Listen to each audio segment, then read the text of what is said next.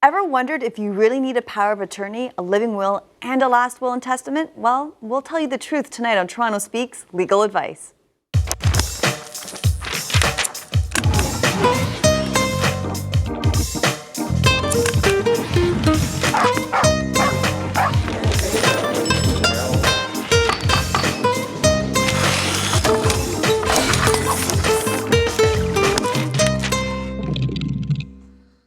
Welcome to Toronto Speaks Legal Advice. I am your host, Natalka Falcomer. Tonight we're discussing why you or a loved one needs a will, power of attorney for property and personal care, and a living will, even if you only have $100 in your bank account.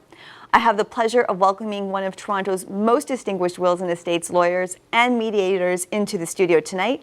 We'll be speaking with Tony Baker, who not only sits as an adjudicator and presiding lawyer on the Consent and Capacity Board, but who also taught the principles of negotiation and mediation at various Ontario post-secondary schools. Welcome, Tony, and thank you for coming on. Of course, if you have any questions regarding wills and estates, please call 416-446-7090, or you can send us a Facebook message at facebook.com/Toronto Speaks, or you can tweet us at Toronto Speaks. Tony, thank you so much for coming on. My pleasure. Thanks for having me. I have to tell you, when I first started law school, the first question I got was a wills and estates question, and I was confused out of my mind. My neighbor knocks on the door and says, I have this friend, and he's got this issue with the power of attorney of personal care, and there's a will, and there's a living will. I really couldn't understand the difference between all of them, and you certainly need a law degree to figure it out. Could you explain to the audience today, just so we understand we're on the same page, what is the difference between a power of attorney for personal care, and then there's property, continuing, there's a living will, and a will? Okay. Probably the easiest place to start is with a will, because wills have been around for a long, long time, and most people know that a will is something that you sign, and it deals with everything that you own, and it directs the executor of the will, the person who's in charge of carrying out your wishes, as to where all your assets are going to go. The so-called continuing power of attorney for property is a fairly new document, as is the power of attorney for personal care. Mm-hmm. In the old days, which would have been in Ontario before about 1992, I think it was, there was just a power of attorney, period. It was just power of attorney, and it dealt with property.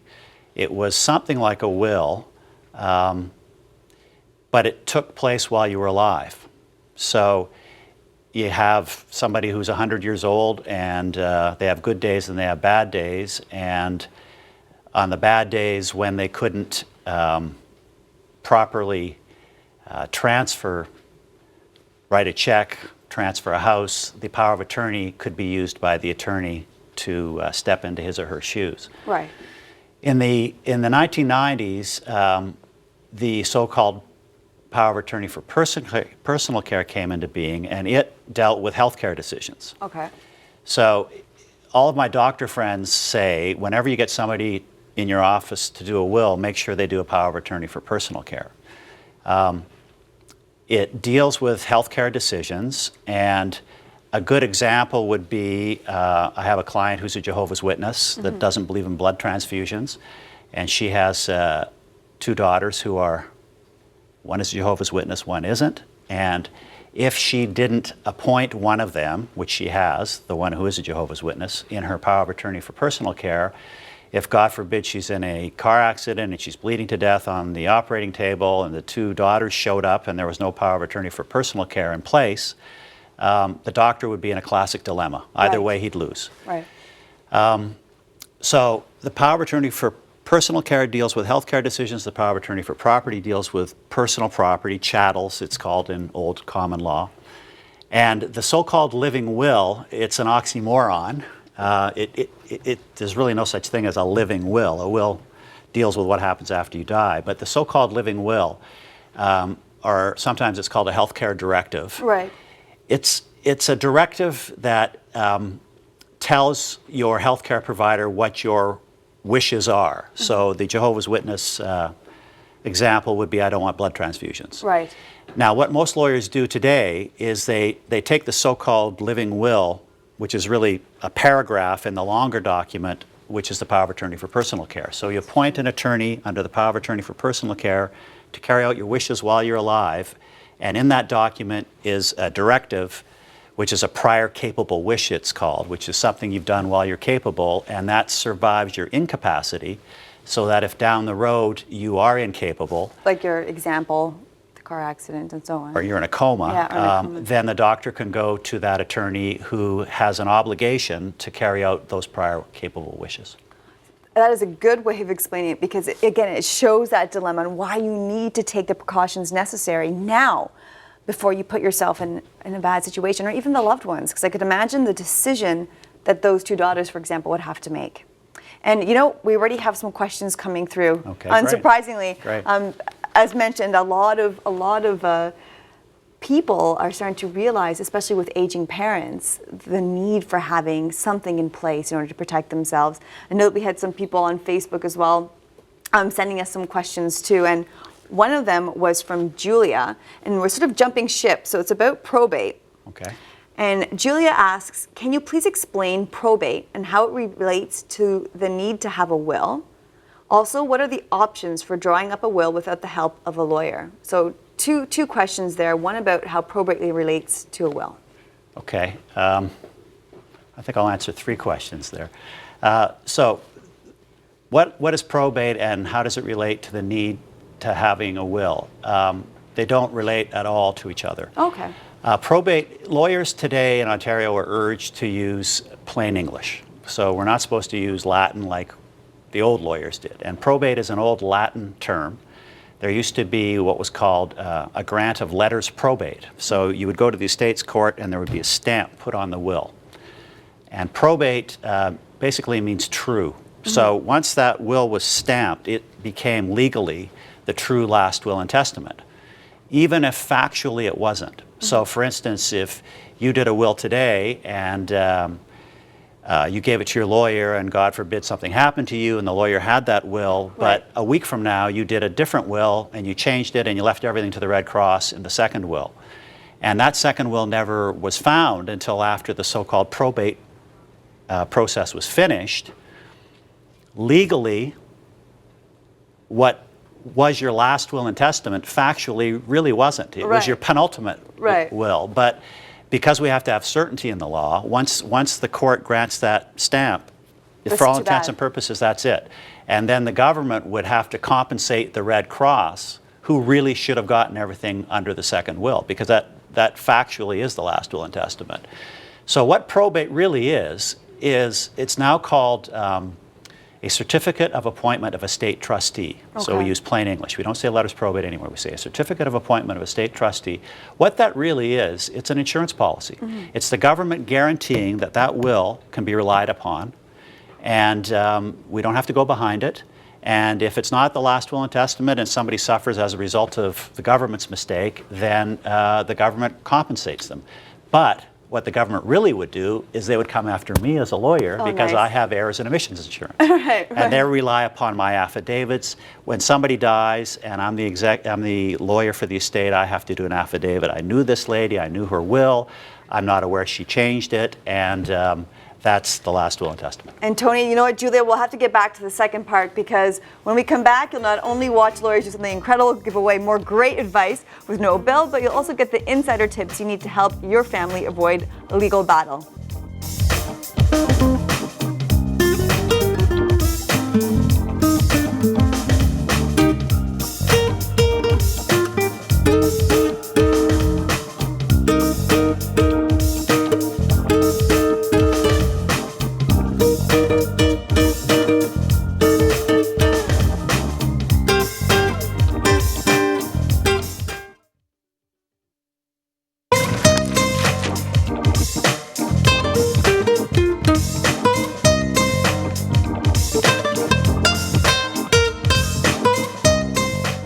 Welcome back to Toronto Speaks Legal Advice. I'm your host, Natalka Falcomer. We are joined today by one of Toronto's best wills and estates lawyers, Tony Baker. We are answering your questions about what you need to do to protect yourself if you get sick and how to protect your estate. If you have a question regarding your wills and estates, please call 416-446-7090, or you can send us a Facebook message at facebook.com/TorontoSpeaks, or you can tweet us at TorontoSpeaks.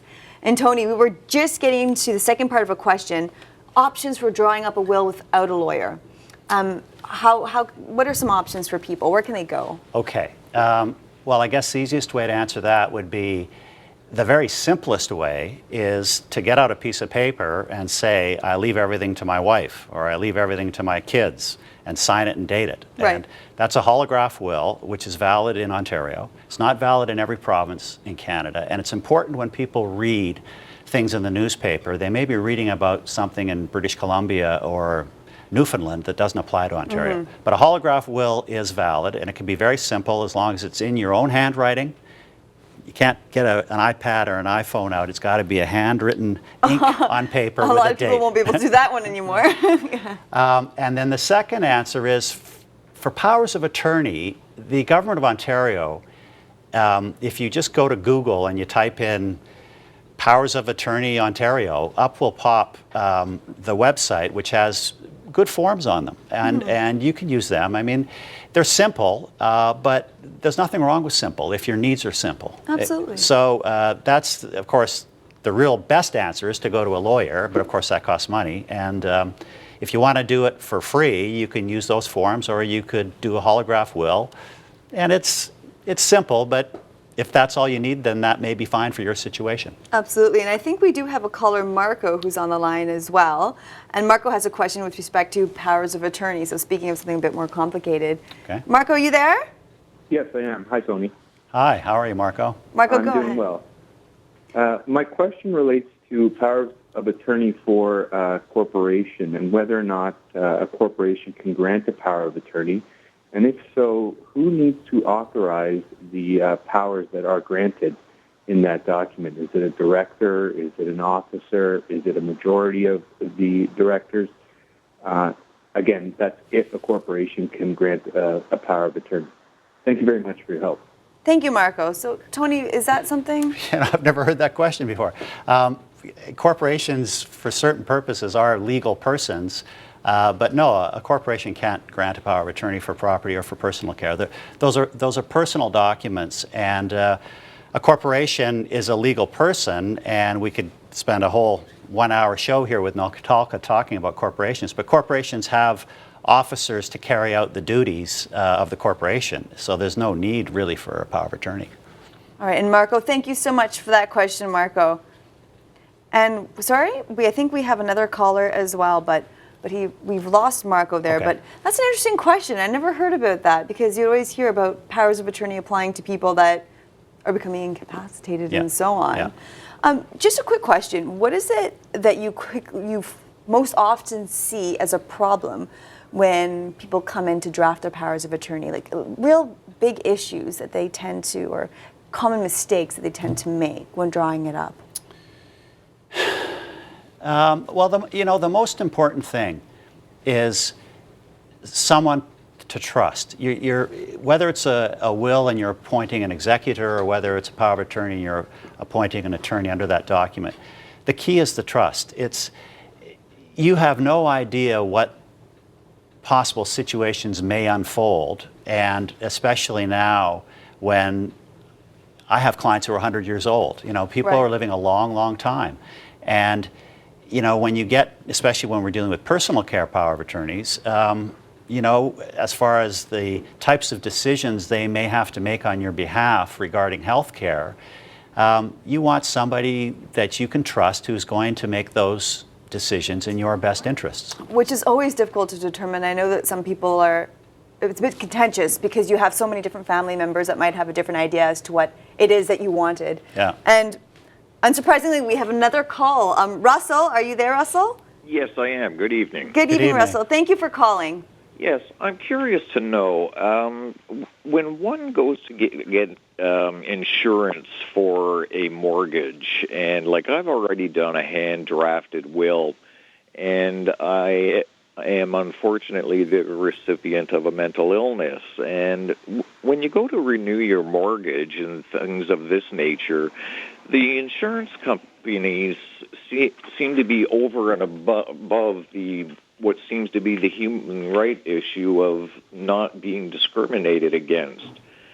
Is there any comment or anything you could make on that would sort of, I get mishmash of different answers from different places that I go to, so...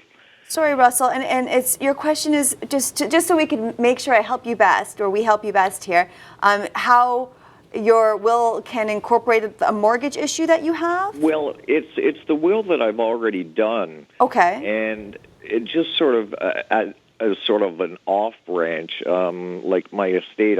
If I was ever to, like, I wanted to get 100% on my mortgage. And I had it previously, and they said that because of ongoing mental issues that I don't qualify. And I just don't know if there's anything that Tony could help me with in that respect. I really don't understand why they can just say, you know, you're not entitled. Well, if you talk to 6 lawyers, you'll get 6 opinions. Right. I personally am not a huge fan of insurance. I tend to say, you know, why don't you just take a little risk and self-insure in most cases. I know a lot of people, Canadians are probably the most insured, over-insured people in the whole world. Canadians love insurance. The banks were forbidden from getting into life insurance for years, and now they've gotten into it by calling it mortgage insurance. So if you have a $300,000 house and you've got a $200,000 mortgage against it, you'd be better off to go to an independent life insurance broker and say, I would like an insurance policy for $200,000, please, rather than going to the bank and getting a mortgage insurance for $200,000. If you cost it out 9 times out of 10, your independent broker will get you a better deal, and you won't have to go through as many hoops as the banks tend to put you through.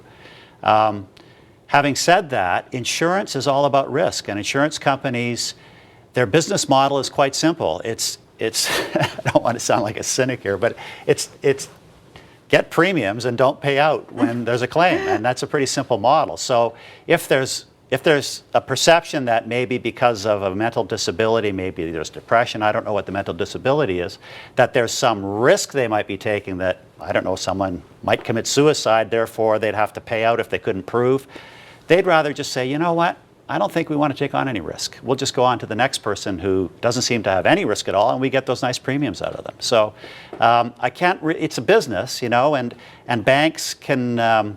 You mentioned human rights. Banks, you know, as long as they're careful and they're not breaking any human rights legislation. They're not obviously doing it.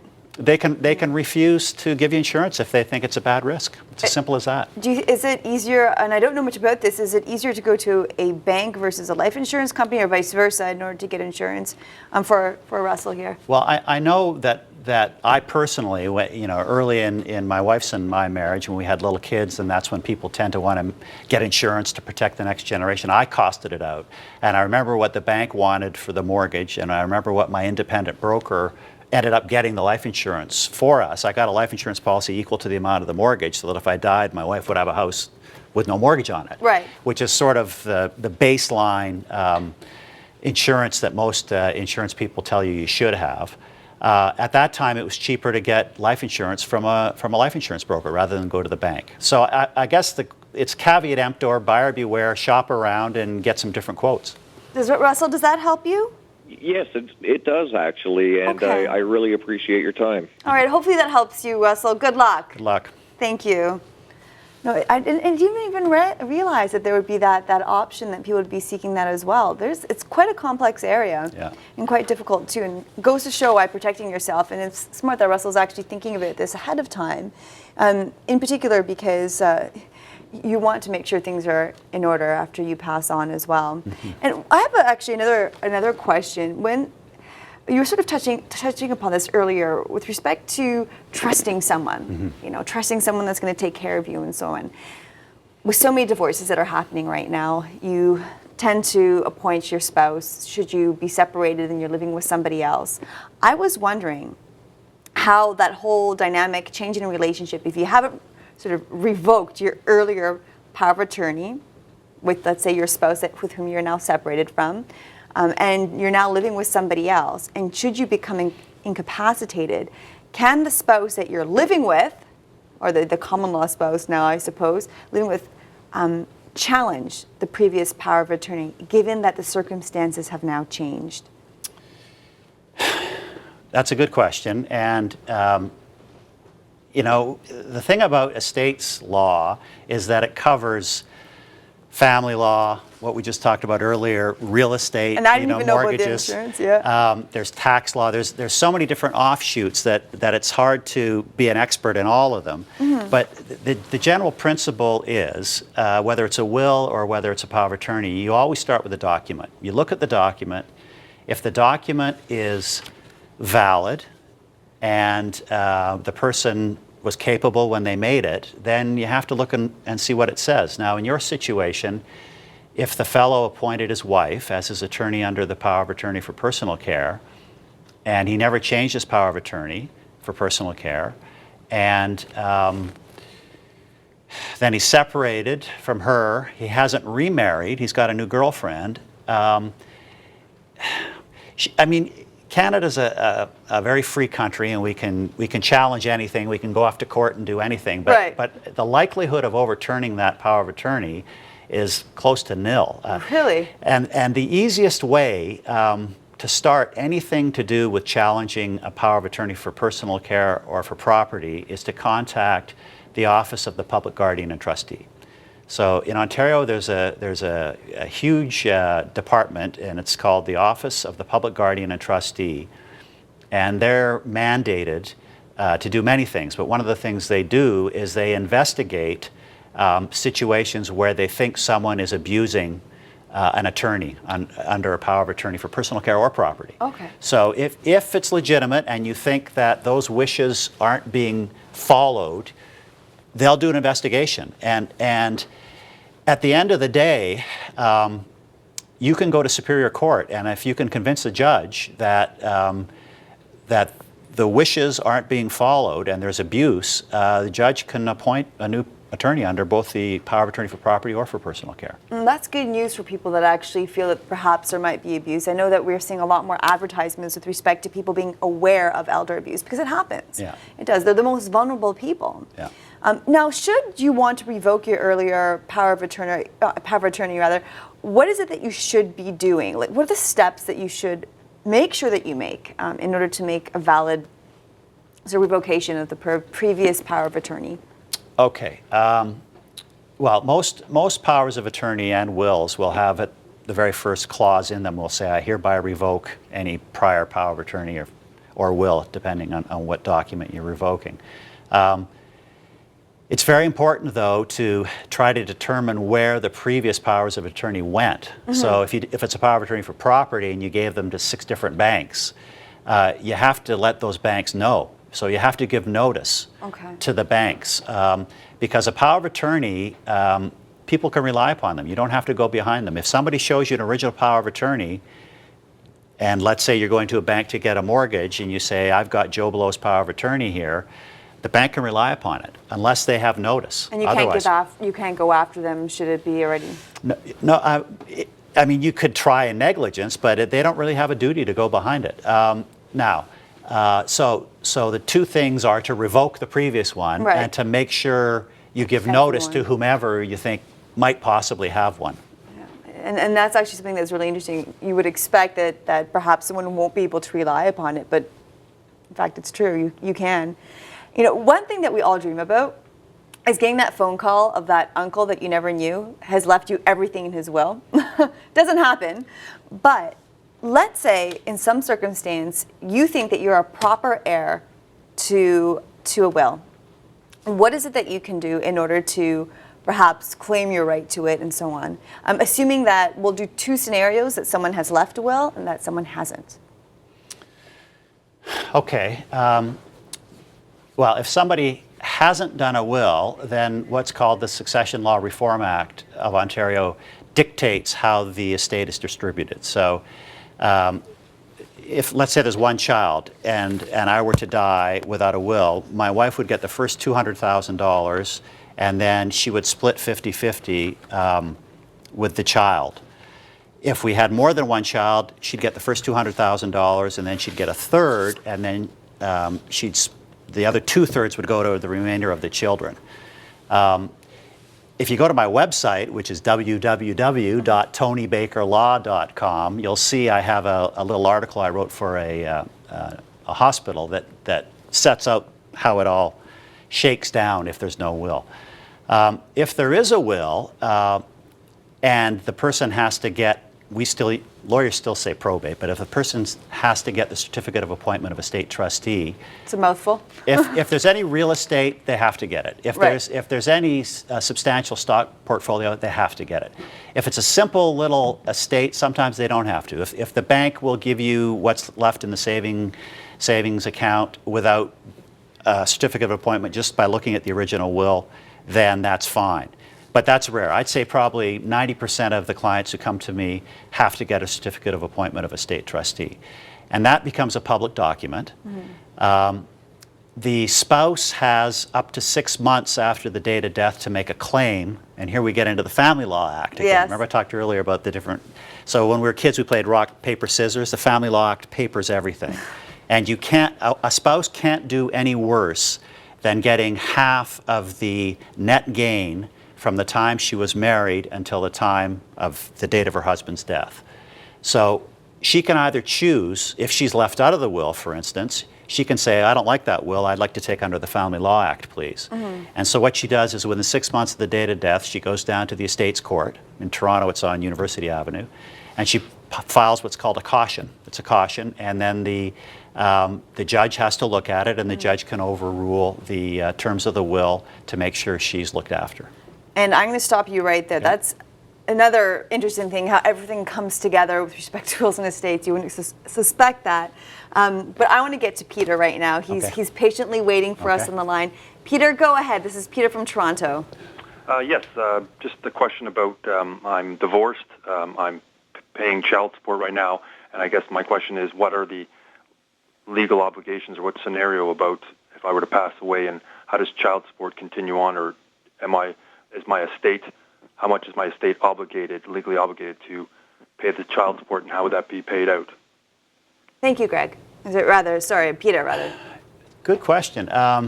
Again, this is the hard thing. I call myself an estates lawyer, and I have to know a little bit about family law and a little bit about tax law and a little bit about a lot of different areas, but I'm not an expert, and I'm sort of going to speak what I'm thinking as I answer. Assuming you do have a will, we look at the terms of the will, and your children could make a claim. It used to be called the Dependents Relief Act, and now it's part of the Succession Law Reform Act. But if let's say you cut your children out of the will, I can't imagine why you'd want to do that, but if you did, the kids or the public guardian, remember I said earlier, if there's ever a problem, you just go to the office of the public guardian and trustee, and they, in this case, might even contact the children's lawyer, which is another body that looks after children under the age of 18. They could make a claim against the estate if they can prove that they were dependent upon your support. Now, if you were leaving everything to your children, I guess it would become they would have to do some sort of a breakdown on the numbers. I guess they would invest the capital of your estate, and if it generated enough income and the income was at least equal to what your child support was, that might do them until they're 18, until they can get the rest of the capital. But that's almost more of a family law lawyer's question than a wills and estates lawyer's question. But I think my answer probably wasn't too far wrong if it was wrong. Yeah, no, and Peter, it seems to me that what you're saying is essentially that it depends on how you allocate your funds afterwards in your will.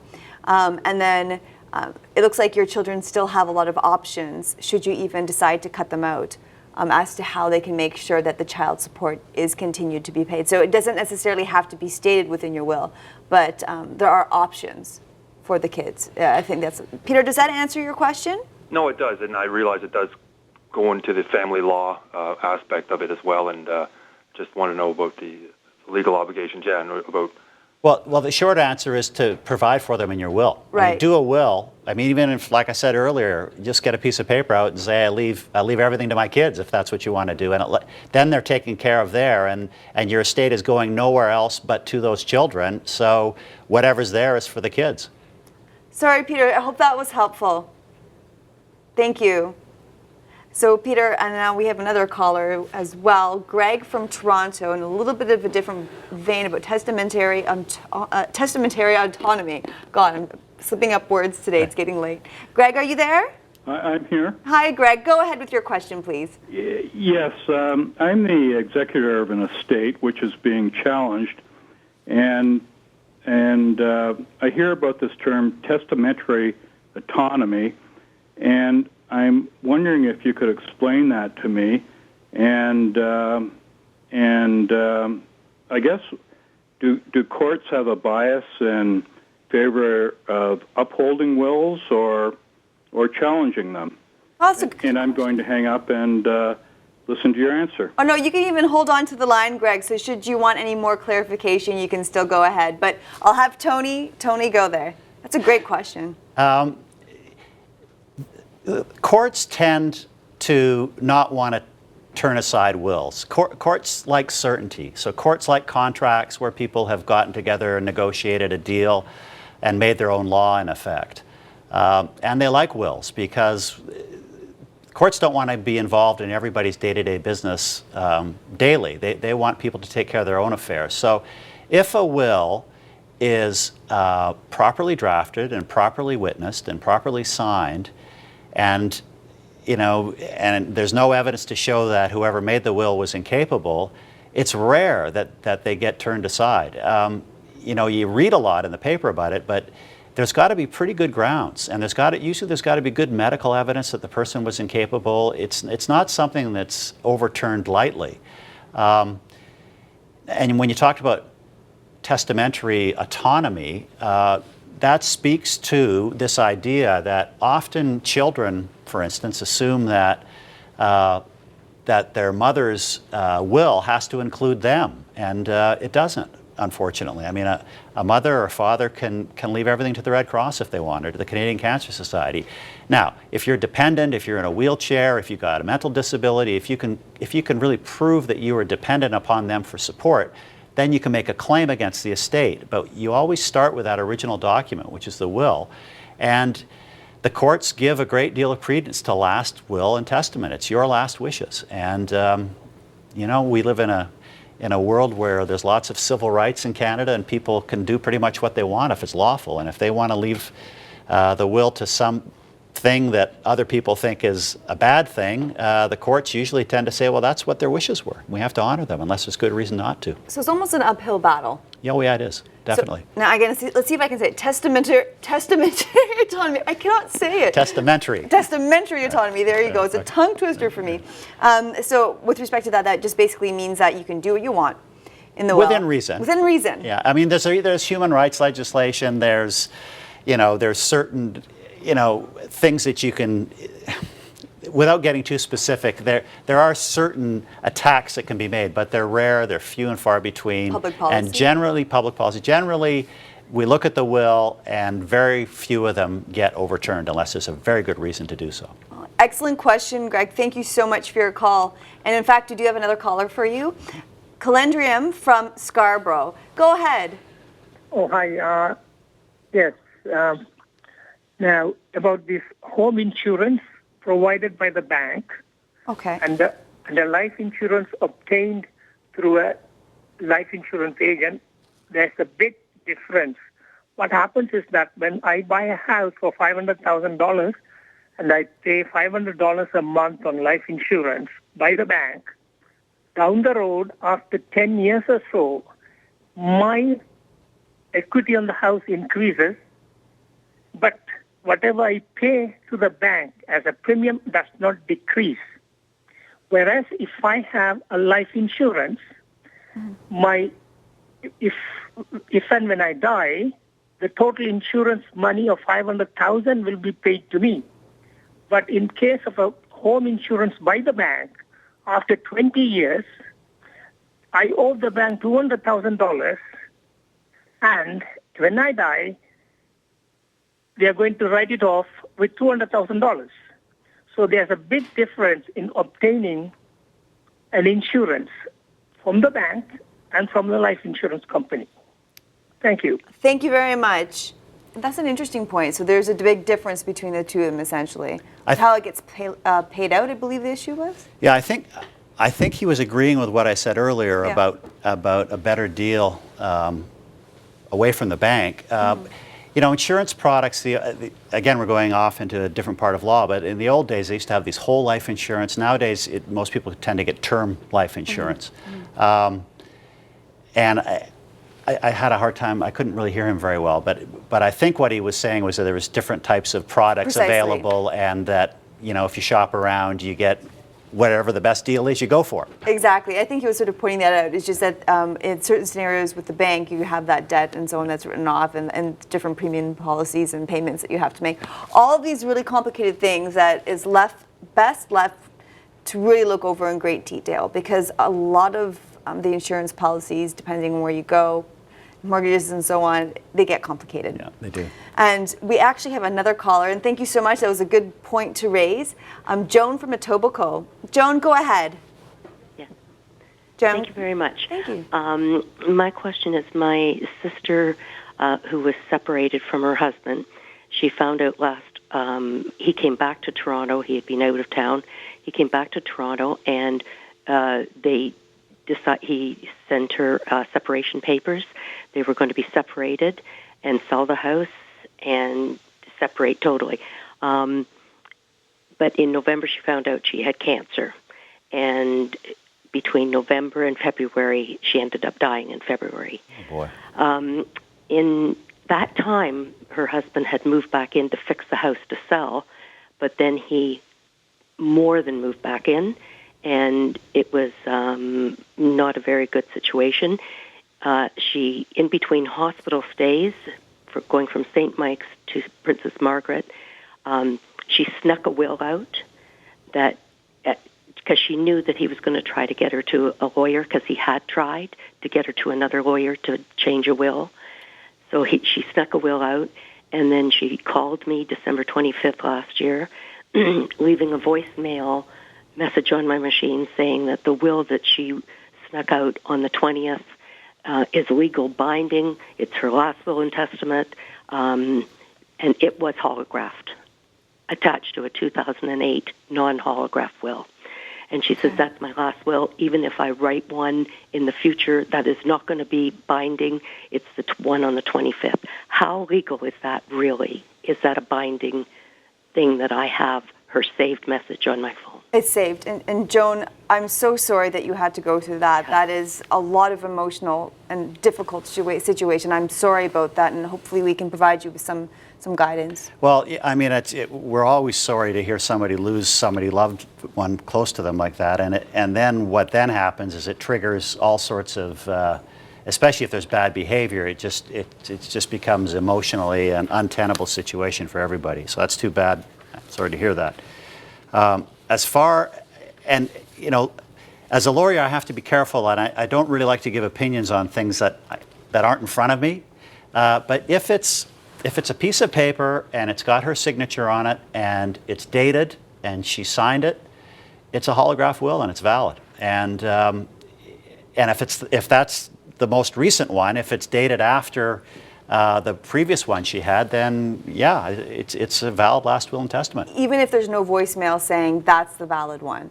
Yeah, but voicemail, there's an old common law adage about, it's called the parallel evidence rule, and it basically says that something in writing trumps verbal. So we always go with the evidence that's written first, and a voicemail would not trump a written holograph will. Even in this, okay. Has to be in writing. But the holograph, or rather the voicemail, is simply supporting that the holograph will is the true one. Yeah.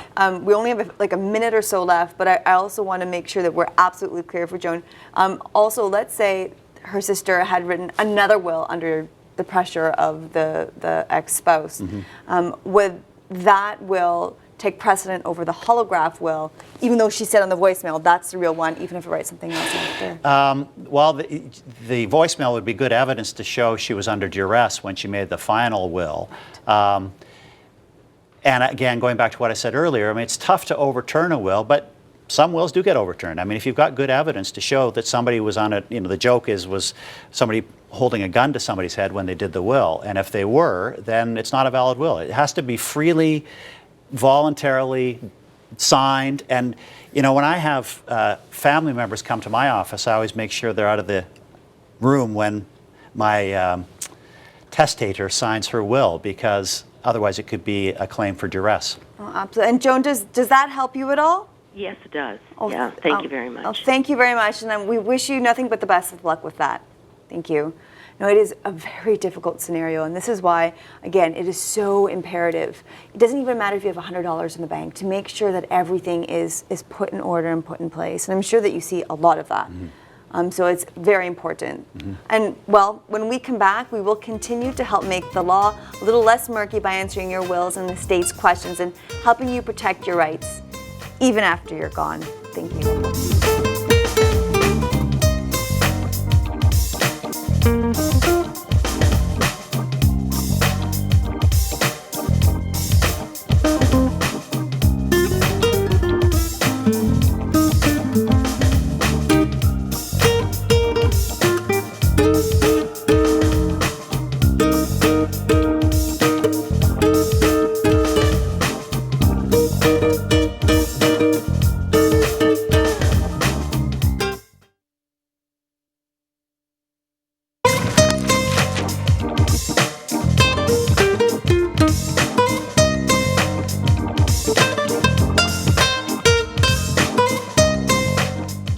Welcome back to Toronto Speaks Legal Advice. I'm your host, Natalka Falcomer. We are joined today by Wills and Estates lawyer Tony Baker. And before the break, we were discussing your rights and how to avoid common legal mistakes that arise when preparing your will and power of attorney. Of course, if you have a question, we'd love to hear from you. Please call 416-446-7090, or you can send us a Facebook message at facebook.com/Toronto Speaks, or you can tweet us at Toronto Speaks. And it looks like we're getting a lot of callers actually today, and I believe we have another person that is online named Walter. Walter, are you there? Hi, Walter. Hello. Hi, Walter. Go ahead. Yeah, my question is, I do not have a will in place. I am contemplating doing one because I feel the need. I also have had a price on how much it's going to cost me to do one up. I just want to know, only because I am in a financial bind right at this moment, how legal a piece of paper is written by myself. Okay, that's a very good question. Well, again, going back to what we call the holograph will, it's quite legal. It's usually considered, a Band-Aid. You do a holograph will because it's better than nothing. But you asked how much it costs. My quote for a simple will when people come to see me is $370. Now, if you amortize that over a lifetime, that's not a lot of money. When it comes to holograph wills, if you have a very simple, if you're leaving everything to your wife or if you're leaving everything to your kids and that's it and it's simple, then maybe that'll do you. It has to be in writing, in your own handwriting, doesn't need to be witnessed, has to be dated and signed, and that's it. And it's valid in Ontario. Tony, to help Walter a little bit more, is there anything in particular that you think that he should consider, mistakes people make with doing their own holograph will? Well, Shakespeare said, words are empty vessels into which we pour meaning. So sometimes I've seen holograph wills that are actually too wordy and they get confusing. Okay. So simple is good. Okay. If you have a will without getting too complicated and it's valid, that triggers all sorts of mechanisms. So for instance, if you say I leave everything to my wife or to my kids or whomever, just by doing that, they become the beneficiaries of your estate, and if you have a majority of the beneficiaries, they can appoint the executor. So if your wife can get herself then appointed as executor, and she can go out and distribute your estate accordingly. So I would say just keep it as simple as possible. You want to say who you're leaving everything to, and if you want to, you can say who you want your executor or executrix, we call female executors, to be. To carry out the wishes of the estate, essentially. Yeah. Walter, does that answer your question? Yeah, in a roundabout way. There is no wife and there are no kids involved. Okay. Then appoint a friend or somebody you trust and set out where you'd like everything to go. Does that help a bit more than Walter? Yeah, it does. The question, one more quick question. This power of attorney thing, Go ahead. how critical is that? Well, it governs what happens while you're alive. So there's two powers of attorney. We talked about the personal care, your health care decisions, and the property, which deals with your bank accounts and all your personal property. Now, I'm thinking here, I don't think there is such a thing as a holograph power of attorney. You have to have two witnesses on a power of attorney. So, you can't do a handwritten, non-witnessed power of attorney. It has to have two witnesses.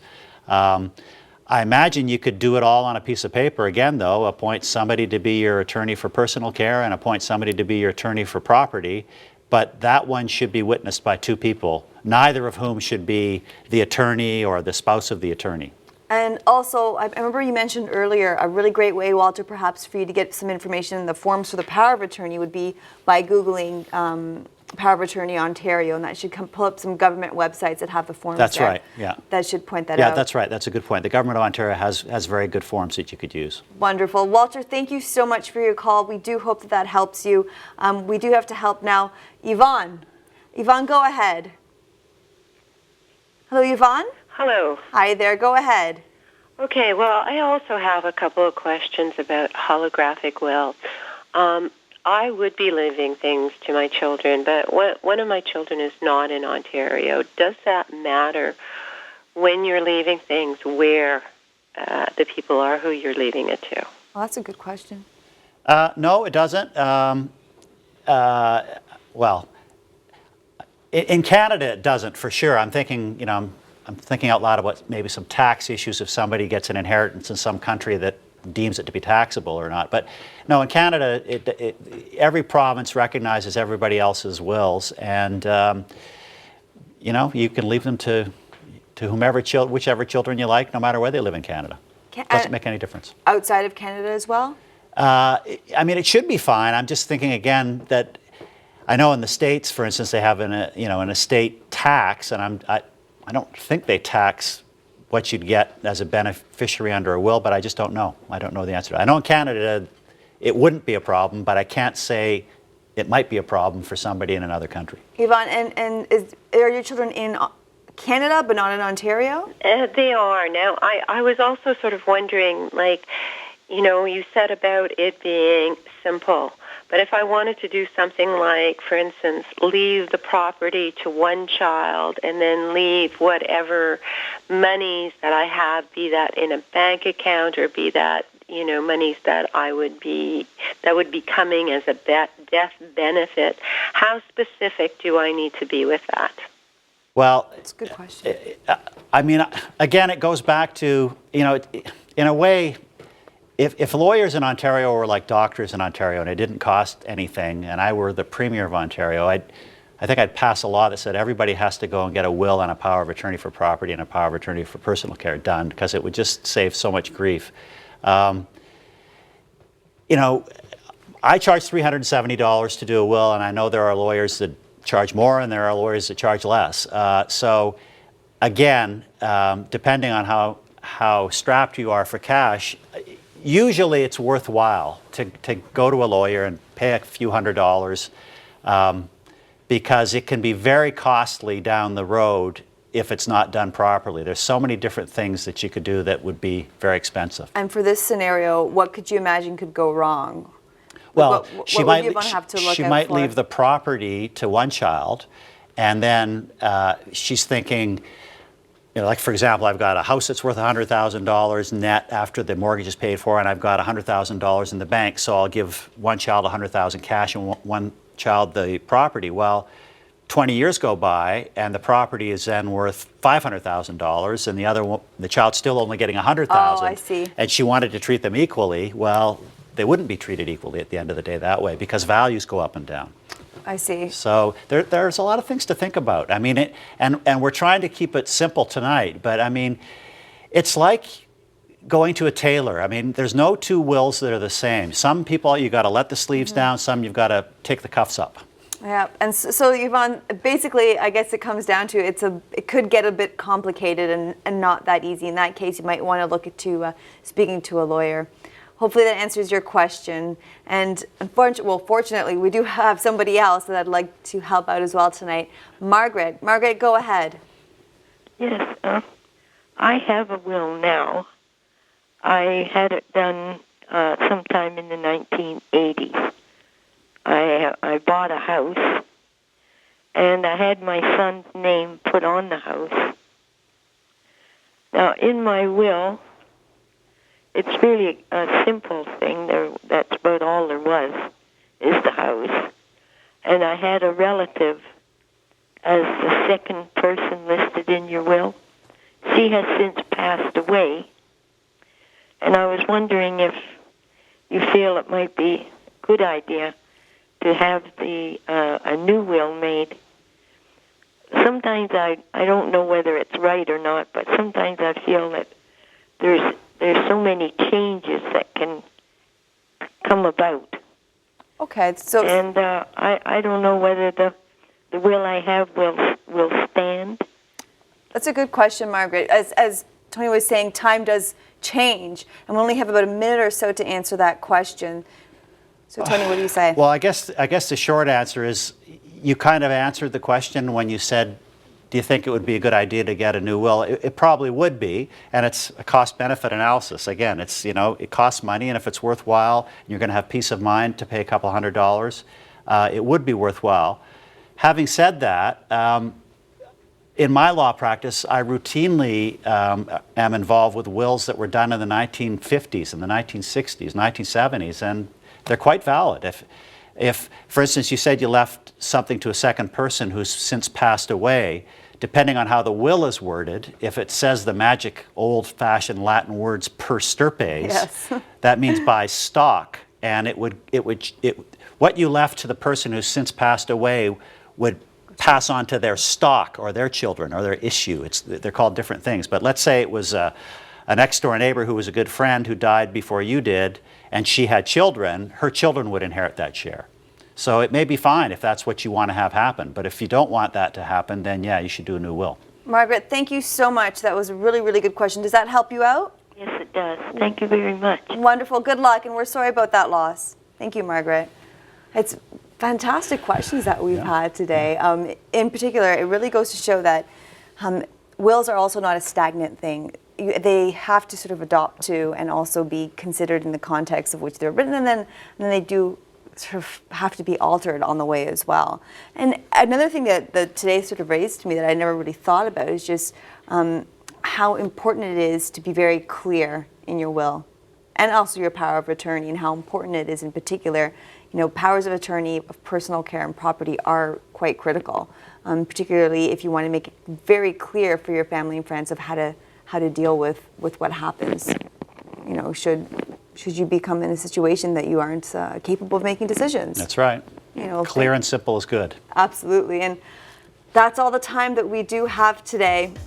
Thank you, our viewers at home, for your calls and questions and comments. And thank you, Tony Baker, for helping Torontonians make sense of the law. Remember, know your rights. And if you don't, then watch us next time to get your free legal advice. After all, the best things in life are free. And I'm your host, Atalka Falkmer. Thank you for watching Toronto Speaks Legal Advice.